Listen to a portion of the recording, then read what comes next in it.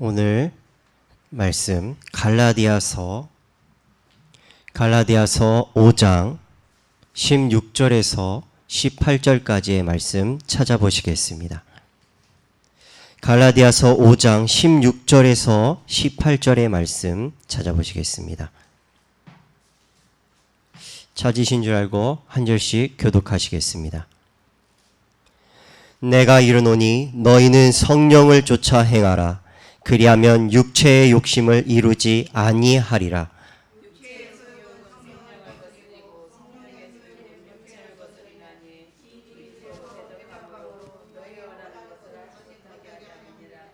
너희가 만일 성령의 인도하시는 바가 되면 율법 아래 있지 아니하리라.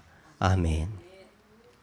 오늘 말씀을 제목을 말씀에 붙잡혀 이끌려가는 삶이라는 제목으로 오늘 말씀 함께 나누겠습니다.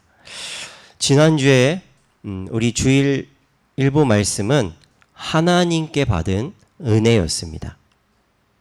에베소서 2장 8절에 은혜로 인하여 믿음으로 말미암아 구원을 얻었나니 이것이 너희에게서 난 것이 아니요 하나님의 선물이라 라고 말씀하셨습니다. 하나님께서는 우리가 아직 죄인 되었을 때 저와 여러분을 위하여 십자가에서 죽으심으로 죄에 억눌려 알 수도 없고 믿을 수조차 없는 우리를 하나님의 사랑으로 구원을 하시고 함께 하시며 돌아오시길 바라는 하나님을 깨닫고 인정하는 믿음을 주셨습니다. 그리고 그 믿음으로 말미암아 구원받는 은혜를 우리에게 나타내 주셨습니다. 그런 우리에게 바울이 말하기를 갈라디아서 5장 1절에 그리스도께서 우리로 자유케 하고 자유를 주셨으니 그러므로 굳게 서서 다시는 종의 멍에에 매지 말라라고 말씀하십니다. 죄와 사망으로부터 그리스도께서 자유를 만들어 주셨으니 다시는 죄와 사망의 멍에, 율법의 멍에에 매이지 않는 삶을 살라고 말하고 있습니다. 그리스도께서는 저와 여러분을 구원하시고 그 다음에는 우리를 그대로 내버려 두신 것이 아니라 성령을 보내셔서 그리스도 안에서 살 수 있도록 하셨습니다. 그래서 바울은 갈라디아서 5장 16절에 성령을 쫓아 행하는 삶, 곧 성령 인도 받으라고 말하고 있습니다. 우리가 알아야 될 것은 성령 인도는 내가 오늘부터 하나님께 인도받겠어 라는 스스로의 결단을 내려서 인도받을 수 있는 것이 아니라 성령께서 이끄시는 대로 순종하여 이끌려가는 수동적인 행위라는 것입니다. 이러한 행위는 바로 그리스도를 믿는 그 믿음에서 나오는 자발적인 순종을 의미합니다. 지금은 많은 사람들이 차를 타고 다니고 이동할 때 자동차의 목적지를 위해 내비게이션을 사용합니다. 지금 거의 대부분의 자동차들이 거의 100%라고 해도 과언이 아닐 정도로 많은 차들이 내비게이션을 장착하거나 아니면 요즘에 핸드폰 어플을 통해서 길을 찾아가고 있습니다. 그러나 내비게이션이 상용화되기 전에는 차마다 지도를 가지고 다녔고 그것을 수시로 내가 지금 잘 가고 있는지, 내가 방향에 맞춰서 잘 가고 있는지, 내가 가는 길이 이 길이 맞는지를 수도 없이 꺼내고 중간에 서서 다시 확인하고 가는 이런 어렵게 목적지를 찾아갈 수밖에 없었습니다. 제가 직접 보진 않았지만 목사님께서 90년대에 차를 타고 이제 타지로 이동하실 때 그 우리나라의 큰 지도를 자세히 나오지도 않은 그 대한민국의 큰 지도를 꺼내가지고 내가 지금 몇 번 도로를 타서 가야 되는지, 내가 지금 맞게 가고 있는지 때로는 그 지역의 사람에게 물어서 이 길이 내가 가고 있는 길이 맞습니까? 라고 물으면서 가는 이런 모습들을 어렸을 때 그 모습이 생생하게 기억이 됩니다. 지금은 어떻습니까? 우리는 목적지를 그저 검색하기만 하면 자동으로 거리가 어느 정도 되는지, 또 예상 도착 시간은 어떻게 되는지, 그리고 가는 비용, 톨게이트 비용이나 아니면 기름이 사용되는 그 비용은 얼마나 되는지, 그리고 실시간으로 막히지 않도록 순간순간마다 우리에게 길을 안내해 줍니다. 다시 말하면 내비게이션의 목적지만 누르면 내가 어디를 가는지 안내해 주는 대로만 인도받아 가면 우리는 헤매이지 않고 안전하게 목적지까지 도착할 수가 있습니다. 마찬가지로 하나님은 우리에게 언약을 주시고 그 언약에 붙잡혀 이끌려가는 성령의 인도를 받아갈 때 목적지 가는 모든 우리 삶의 과정 속에 하나님은 성령의 열매와 하나님의 나라를 유업으로 우리에게 내려주시는 것입니다. 구원받은 성도가 그리스도를 영접하고 그리스도인으로 살아간다고 할지라도 우리의 인간의 죄의 본성은 우리 안에 여전히 존재하기 때문에 다시는 종의 멍에를 매지 않도록 성령 인도받으라고 하신 것입니다. 구원받은 그리스도인이 성령의 인도를 받을 때 성령 내주하신 성령께서 죄의 본성이 발현하지 못하게 하시고 점차적으로 거룩한 백성의 삶의 모습으로 우리를 변화시켜 나가십니다.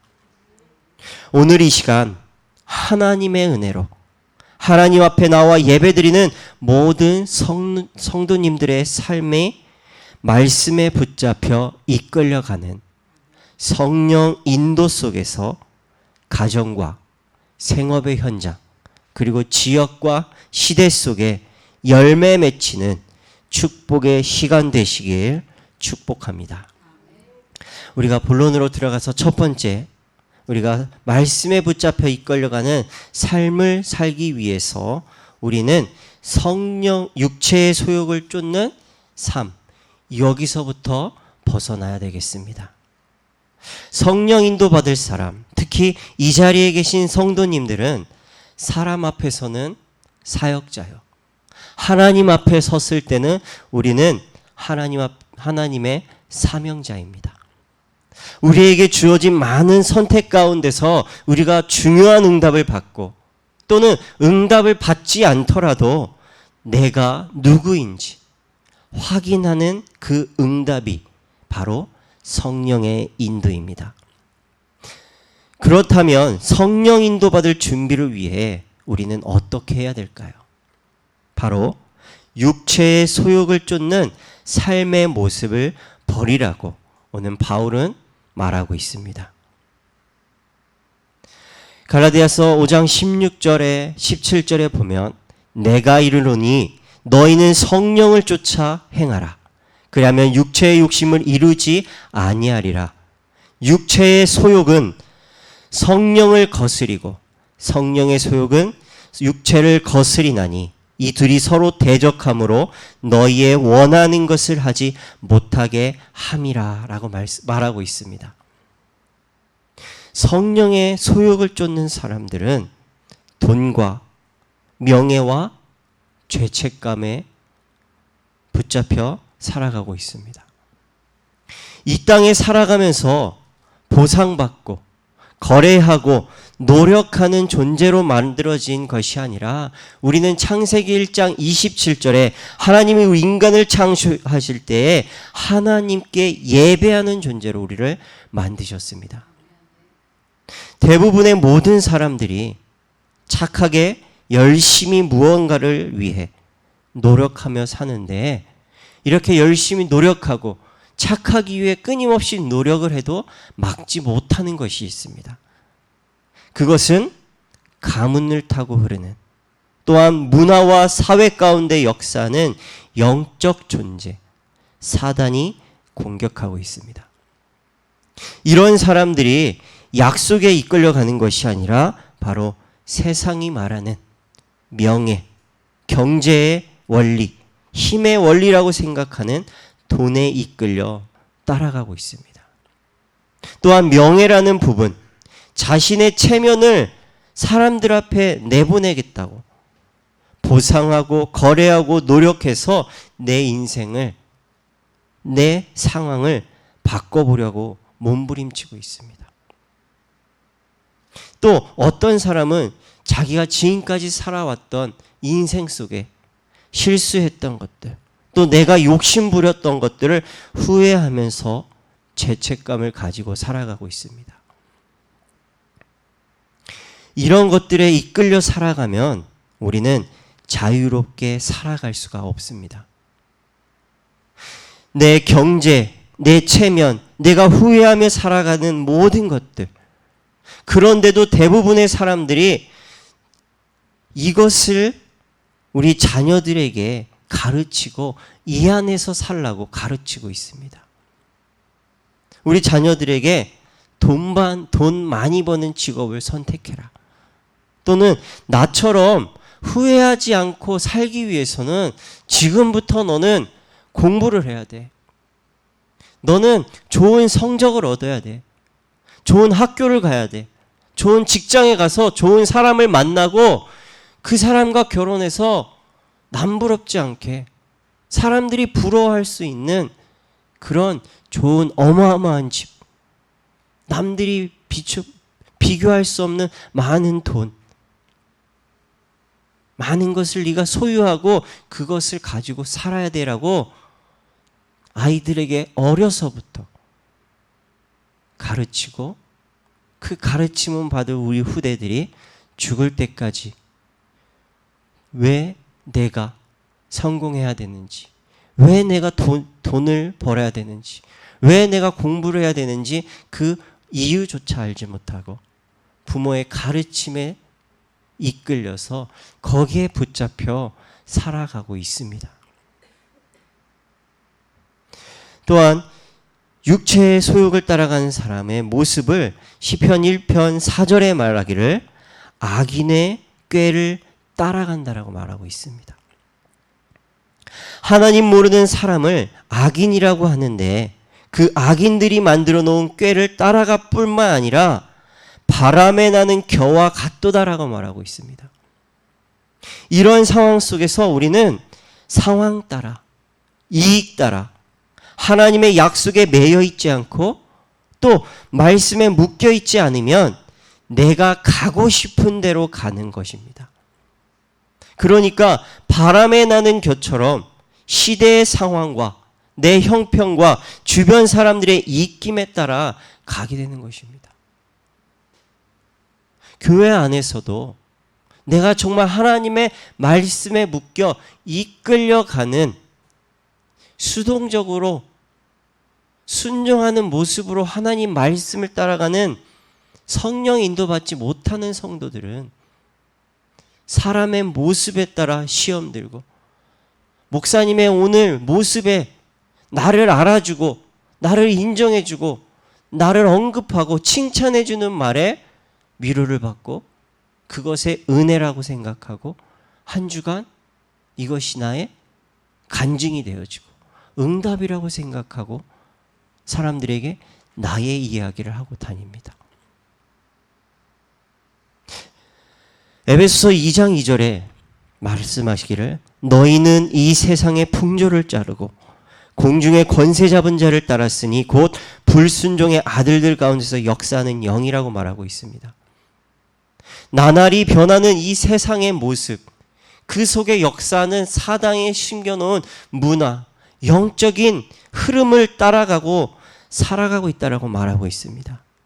그런데 하나님의 자녀들은 어떻게 살아가야 되냐? 하나님이 주신 진리의 말씀을 따라 살아가야 합니다. 진리라는 말은 처음과 끝이 같고 영원히 변치 않는 것을 말합니다. 우리는 영원히 변치 않는 축복을 갖고 있는데도 지금 사람의 말을 갖고 있는데 지금 사람의 말을 따라가는 것 같아 보이지만 그 속에는 악한 영, 진리에 서지 못하게 만드는 거짓의 아비 사단의 흐름 가운데 가고 있다라는 것입니다. 내가 무엇이 옳고 틀리냐를 선택하고 그 흐름 가운데 있는 것 같아 보이지만 그것은 바로 세상의 궁주 권세 잡은 자를 따라가고 있다라고 말하고 있습니다. 또한 출애굽기 33장 5절에 여호와께서 모세에게 이르시기를 이스라엘 자손에게 이르라 너희는 목이 곧은 백성인즉 즉 내가 순식간이라도 너희 중에 행하면 너희를 진멸하리니 너희는 단장품을 제하라 그리하면 내가 너희에게 어떻게 할 일을 알겠노라 하셨음이라 라고 말씀하고 있습니다. 여기에 말하면 목이 곧은 백성이라고 말하고 있습니다. 출애굽기 33장 5절에 이 말씀을 주신 장면을 보면 하나님이 시내 산으로 모세를 부르시고 언약을 주실 때에 이스라엘 백성들은 하나님의 말씀이 잠시 멈췄을 때 하나님이 세우신 지도자 모세가 잠깐 자리를 비우니까 금송아지를 만들고 우리의 가는 길을 우리의 문제를 해결해 달라는 우상을 만들고 숭배하는 모습을 보이고 있습니다. 이때 말씀하시기를 목이 곧은 백성이라고 모세에게 말하십니다. 목이 곧은 백성. 이게 무엇을 뜻하느냐? 우리 송아지 도살장에 끌려갈 때 송아지 목에 밧줄을 매달죠. 그리고 차에 끌고 가려고 목에 매인 그대로 끌고 가는데 소가 어떻죠? 그대로 따라가는 것이 아니라 살려고 목을 반대로 가는 방향을 반대 방향으로 가는 이것이 바로 목이 곧은 백성이라는 이런 모습을 볼 수가 있습니다. 즉 하나님이 주신 약속에 매여 있기만 하면 하나님 말씀에 순종하지 않는 불순종의 모습을 의미합니다.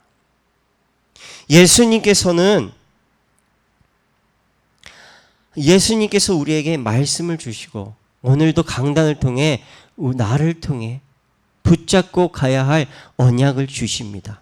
그런데 이 약속을 놓친 것 가지고 재앙의 원인인 불신앙에 빠지고 또 이 불신앙에 빠지면 우리는 불순종을 선택하게 되는 것입니다. 그래서 갈라디아서 5장 1절에 그리스도께서 우리에게 자유케 하려고 자유를 주셨는데 자유를 누리지 못하는 그것은 자신의 것으로 인식하지 못하거나 믿지 못하기 때문에 우리가 목이 곧은 백성으로 성령에 이끌려 가는 삶이 아니라 육체의 소욕, 내 안에 있는 내 믿음, 내 기준에 따라 내 선택대로 인생을 가게 되는 것입니다. 다시 말하면 의심이 많아서 내 기준, 내 수준, 내 표준에는 만족하지 못하기 때문에 받아들이지 못하고 또 보이지 않는 성령을 쫓지 못하고 눈앞에 보이는 육신의 소욕을 쫓아 세상에 얽매여 살아가고 있습니다. 그래서 교회에 올 때에도 세상에서 살던 그대로의 모습을 가지고 세상의 기준을 가지고 와서 그 기준을 가지고 말씀을 평가하고 또 사람을 판단하는 교회당을 다니는 교인의 모습으로 하루하루 답을 찾기 위해 헤매는 고난의 삶을 걸어가고 있습니다. 이들을 우리가 비난하고 안타까워할 것이 아니라 우리는 포용하고 수용하고 초월하여서 함께 성령 인도 받아가는 삶을 살 수 있도록 우리가 도와줘야 합니다. 그래서 내가 먼저 성령의 인도받는 삶을 가야 되겠습니다. 자, 그러면 첫 번째로 우리가 육체의 소욕을 따라가는 삶을 봤다면 이제는 우리가 두 번째로 성령의 인도받아가는 삶의 모습을 우리가 봐야 되겠습니다. 18절에 말합니다. 너희가 만일 성령의 인도하시는 바가 되면 율법 아래 있지 아니한다라고 말하고 있습니다. 바울은 18절 말씀을 통해 그리스도가 만들어 주신 자유는 육체의 기회를 삼으라고 주신 것이 아니라 율법의 속박과 죄의 저주에 얽매인 상태에서 우리를 자유케 하려고 주셨다라고 말하고 있습니다. 그리고 그 자유 안에 있는 우리의 삶에 성령의 열매를 맺게 하셨습니다.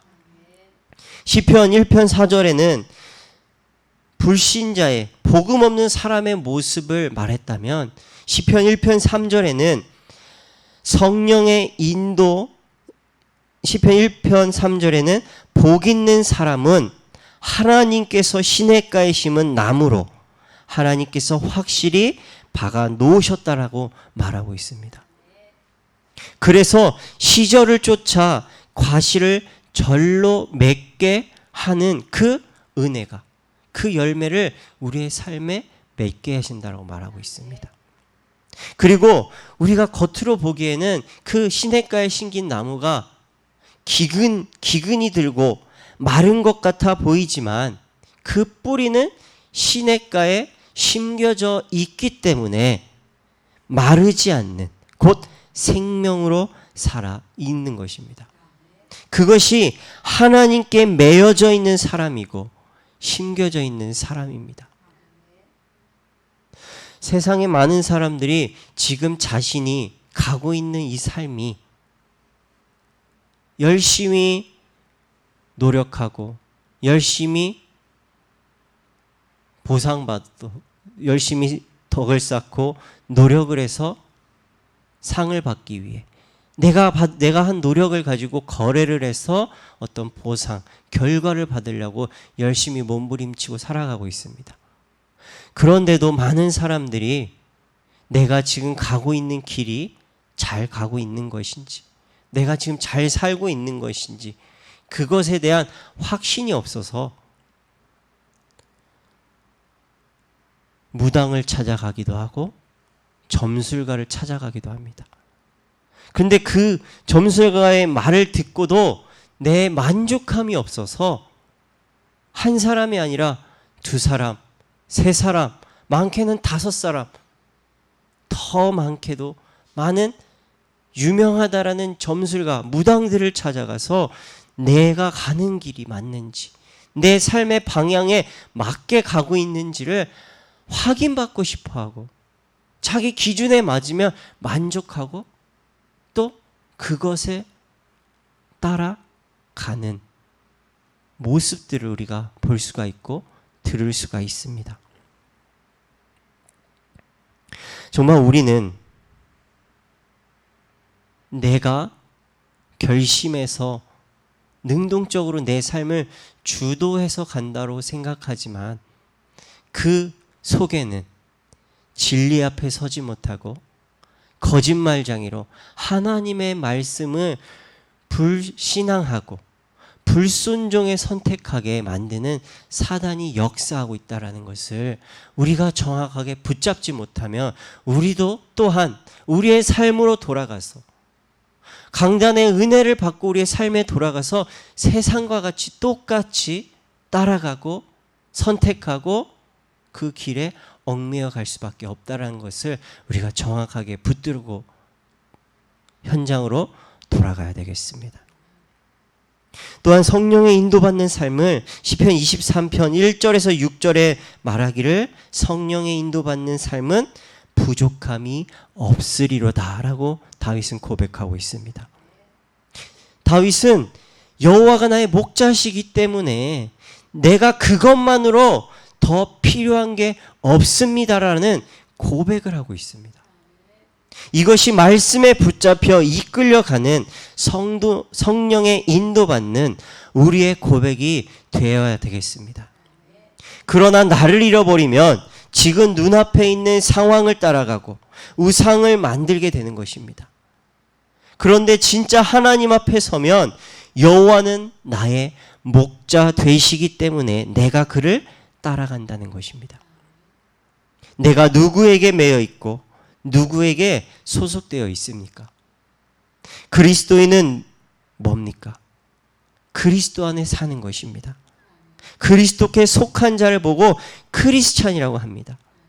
우리는 문제 가운데 있는 것 같아 보이지만 그리스도 안에 우리에게 주신 말씀, 나를 향해 주시는 그 말씀에 붙잡혀 살아가는 성령의 인도, 성령의 은혜 속에 우리는 살아가고 있습니다. 그리고 세 번째로 우리는 성령 인도 받는 삶의 증인, 바로 렘넌트 7명을 우리가 말씀을 통해 확인할 수가 있습니다. 그 중에서 우리가 오늘 대표로 요셉을 보겠습니다. 창세기 39장 2절에 여호와께서 요셉과 함께 하심으로 그가 형통한 자가 되어 그 주인 애굽 사람의 집에 있으니 라고 말하고 있습니다. 요셉은 어머니를 일찍 잃고 배다른 10명의 형제와 그로부터 많은 시기와 질투, 미움과 핍박 속에 있었습니다. 우리가 쉽게 말하면 심각한 가정 문제에 있었습니다. 어느 정도 심각하느냐? 형들이 요셉을 시기하고 질투하고 미워하고 다투고, 이것은 우리가 우리 가정 속에서 쉽게 볼 수 있지만 어느 정도 심각했느냐? 우리 성도님들이 잘 아시다시피 요셉을 죽이기 위해 구덩이에 던졌다가 지나가는 미디안 상인들에게 돈을 받고 노예로 팔아 넘겼습니다. 그리고 아버지 야곱에게는 요셉이 짐승에게 먹혀 죽었다라고 거짓을 이야기까지 합니다. 정상적인 사고를 가진 우리는 이해할 수 없는 끔찍한 범죄이지만 갈라디아서 5장 20절에서 21절에 육체의 소욕을 따르는 열매라고 말하고 있습니다.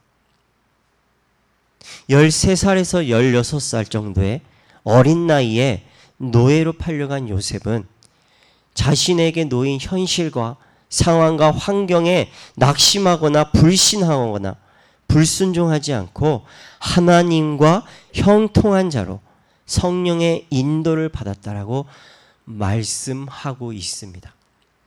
그래서 보디발의 아내의 유혹을 성공의 기회로 잡을 수 있었음에도 붙잡지 않고, 또 감옥에 가서도 정치인을 만나 세상의 모습처럼 성공의 줄을 대는 모습이 아니라 더 나아가 애굽의 왕 앞에 가서 자신의 능력이라고 자랑하지 않고, 또한 자신을 노예로 보냈던 형들에게 근심하지 마소서, 한탄하지 마소서, 하나님의 생명을 구원하시기 위해 나를 앞서 보내셨나이다라고 고백을 할 수가 있었습니다. 그리고 애굽을 살리고 자신을 팔았던 형들까지 용서하고 살리는 성령의 인도받는 삶자의 모습을 우리에게 나타내 보이고 있습니다. 그렇다면 우리가 육체의 소욕을 벗어버리고 성령의 인도받는 삶을 살기 위해 우리가 어떻게 시작해야 될까요? 성령 인도 받는데 가장 중요한 것은 바로 우리의 생각입니다. 이것이 치유되어져야 하는 것입니다. 생각에 우리가 각인되고 뿌리되고 체질된 것이 조금만 하나님이 우리에게 약속하신 그 약속을 붙잡고 하나님을 바라보는 것으로 바꾼다면 이 안에서 새로운 각인이 생기고 내가 알지 못하는 나의 진짜 달란트가 나오고 뿌리 내린 것으로 열매 맺게 되어 있습니다. 올바른 인도받기 위해 우리는 무엇을 해야 되냐? 어떻게 시작해야 되냐? 바로 예배와 말씀과 기도 중심으로 가시면 되는 것입니다. 우리의 기준으로는 선택할 수 없기 때문에 우리는 예배와 말씀과 기도를 통해 우리를 확장시켜야 합니다. 우리의 그릇으로는 할 수 없기 때문에 나를 하나님 앞에 맡겨놓고 확장시켜야 합니다. 그래서 확장하라고 약속 주신 하나님을 바라보는 신앙생활을 하라고 우리에게 축복으로 주신 것입니다. 우리가 돈에 따라, 때로는 명예를 따라, 또 죄책하며 이끌려 살아가는 것이 우리의 주어진 운명인데, 여기서 조금만 나와서 예배와 말씀과 기도를 가지고 나를 찾다가 보면은 나의 이유를 하나님 앞에서 발견하고 그 시간 속에서 내가 영적으로 확장되어지고 나의 삶이 확장되어지는 것입니다. 이것을 바로 그릇이라고 합니다.